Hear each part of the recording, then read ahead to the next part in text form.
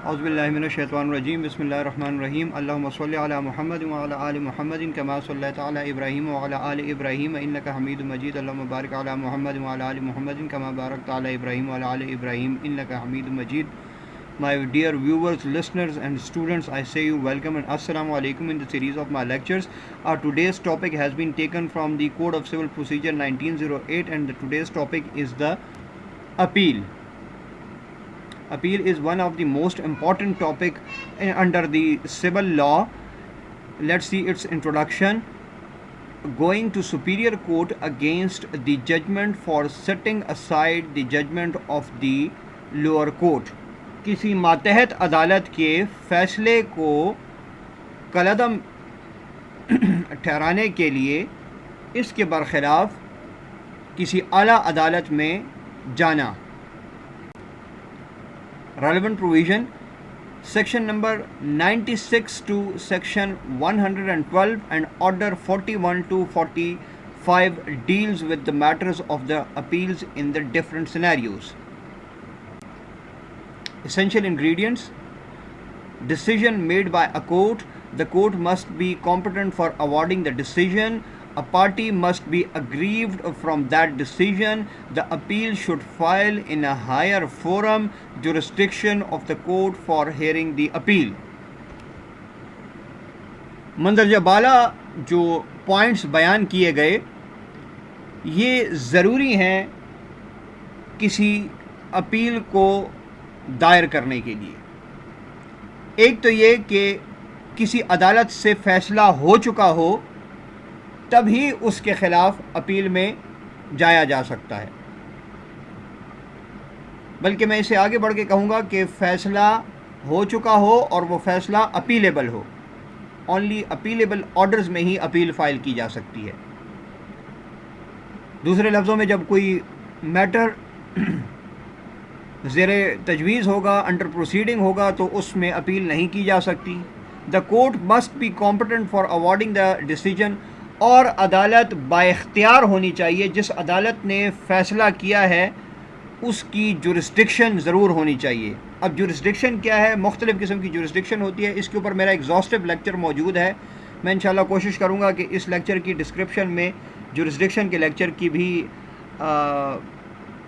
Link ڈال دوں تاکہ جن ساتھیوں نے جورسڈکشن کا لیکچر نہیں سنا وہ جورسڈکشن کا لیکچر بھی سن لیں تو ان کو پتہ لگ جائے گا کہ کمپٹنسی آف کورٹ کیا ہوتی ہے. A party must be aggrieved from that decision.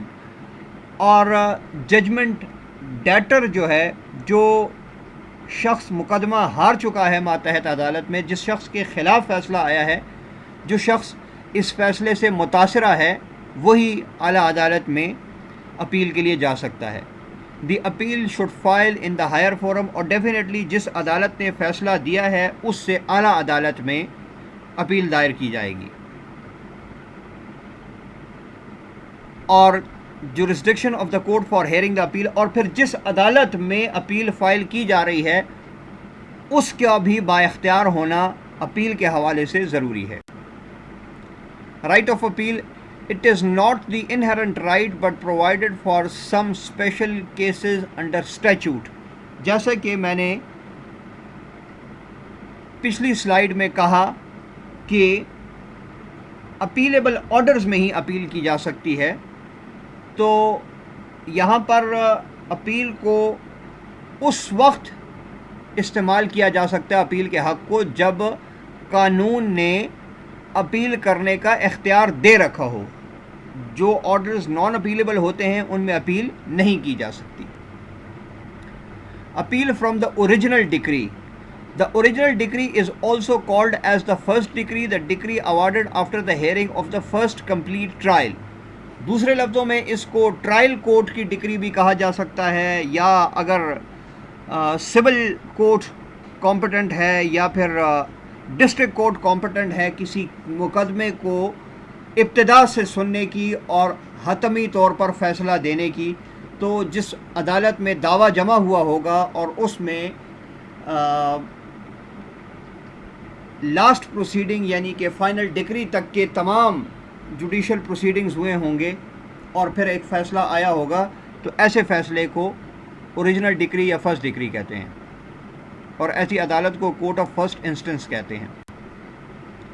اب پروسیجر فار دا اپیل دیکھ لیتے ہیں کہ order 41 provides the procedure for appeal that is here under. مندرجہ ذیل میں آرڈر 41 کے مطابق جو اپیل کے لیے پروسیجر دیا گیا ہے اس کو ملاحظہ فرمائیے۔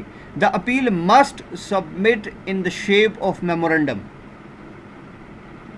اپیل کو ایک یادداشت کے طور پر جمع کروایا جائے گا۔ Copy of judgment of the original decree should be attached. Definitely جس ڈکری سے اگریوڈ پرسن افیکٹڈ ہے، متاثر ہوا ہے، اس کی کاپی لگانا بہت ہی ضروری ہے، اور اسی کی کاپی کے اوپر آگے اپیل کی کارروائی بھی ہوگی۔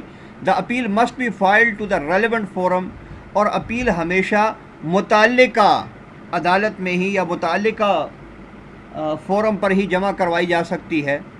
غیر متعلقہ جگہ پر جمع کروائی جائے گی تو وہ خارج ہو جائے گی، ناقابل سماعت ہوگی۔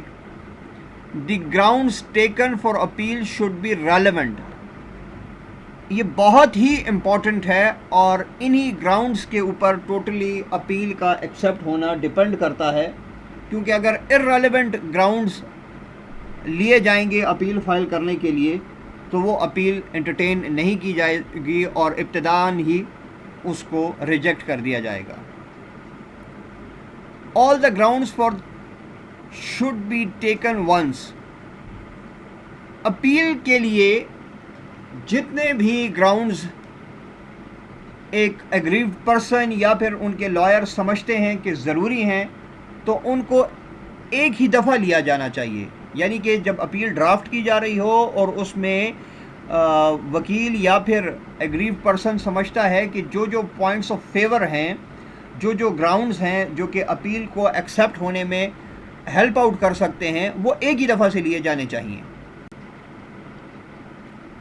نو new ground can be taken during the argument stage, اور جب آرگیومنٹس کا اسٹیج آ جاتا ہے تو اس وقت پھر نئے گراؤنڈز لینے کی اجازت نہیں ہوتی۔ تو کیا یہ بات کہنے سے اگر نیو گراؤنڈ لینا ناگزیر ہو جاتا ہے تو پھر بالکل نیو گراؤنڈ لینے کی اجازت نہیں؟ لیکن لاء میں ہمیشہ فلیکسیبلٹیز موجود ہوتی ہیں جو کہ افیکٹڈ پرسن کو، ایگریڈ پرسن کو فیسیلیٹیٹ کرتے ہیں۔ For taking new ground a lawful excuse is required. اول تو نیو گراؤنڈ لینے کی اجازت نہیں ہوتی اور ایٹ ونس ہی سارے گراؤنڈ لینے چاہیے، لیکن اگر جہاں پر کوئی ایسا لافل ایکسکیوز ہے، جہاں پر کوئی ایسا عذر ہے جو کہ قابل ستائش ہو اور عدالت اس کو مانے اور سمجھے، تو پھر عدالت مناسب سمجھے تو اجازت دے سکتی ہے نیو گراؤنڈ لینے کی۔ مطلب جنرل پرنسپل یہ ہے کہ سارے گراؤنڈز ایک ہی دفعہ سے لیے جانے چاہیے، لیکن کوئی ایسا عذر آ گیا جو عدالت کی ثوابدید میں مناسب ہے تو پھر عدالت if court thinks fit can give the permission to take the new ground. New ground can only be taken with the permission of the court. عدالت کی نوٹس میں لایا جائے گا کہ کس معاملے پر نیا گراؤنڈ لینا ناگزیر ہو گیا ہے، اور اگر عدالت اجازت دیتی ہے اس کے بعد ہی نیا گراؤنڈ لیا جا سکتا ہے۔ After the arguments the appeal either can be accepted or rejected. Appeal جمع ہوگی، اس کے اوپر کارروائی ہوگی، پھر اس کے اوپر بحث کی جائے گی، اور بحث کے بعد عدالت اس نتیجے پر پہنچے گی کہ یا تو اپیل کو منظور کر لے اور یا خارج کر دے۔ تو یہ اپیل کے دو متوقع نتائج ہو سکتے ہیں۔ Where there are several persons having the common interest, one of them with the other's consent can file appeal on behalf of all. جہاں پر بہت سارے لوگ ایک ہی جیسے مسئلے سے دو چار ہوں، ایک ہی آرڈر نے بہت سارے لوگوں کو متاثر کر رکھا ہو، تو ان تمام کے بہاف پر، ان تمام کی بنا پر ایک شخص ان تمام کی طرف سے اپیل دائر کر سکتا ہے، اور اس اپیل کا بالکل ویسا ہی اثر ہوگا گویا ان سب افراد نے مل کر دائر کی۔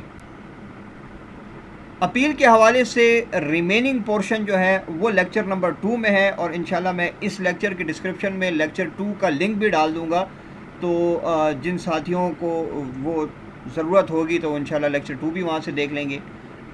اب تک اگر اپیل کے حوالے سے کچھ سمجھ نہ آیا ہو تو آپ کمنٹس کر کے پوچھ سکتے ہیں، اور اگر یہ لیکچر اچھا لگا تو اس کو لائک اور شیئر ضرور کریں، اور جو ساتھی چینل پر نئے ہیں وہ چینل کو سبسکرائب کر کے بیل نوٹیفیکیشن پریس رکھیں۔ انشاءاللہ لیکچر 2 میں دوبارہ ملاقات ہوگی، جب تک کے لیے اپنا خیال رکھیے اور مجھے اجازت دیجیے۔ والسلام۔